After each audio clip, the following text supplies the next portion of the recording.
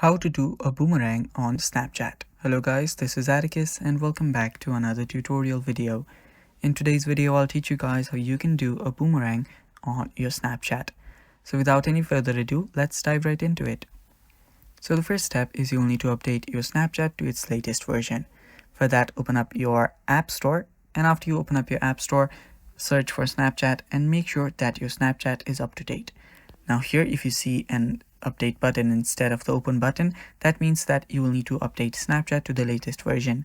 Update it, and after you update it, you can open it up. After you open it up, it's really easy to make a boomerang. All you have to do is record a video. Let me do that. After you record a video, you can just scroll down on the bottom here, and there you will see a snap timer.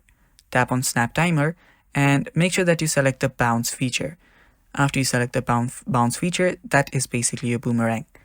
After you do that, you can then send it to your friend. And that's basically how you create a boomerang on Snapchat. Thanks for watching guys. That's all for today's video. Stay tuned for more.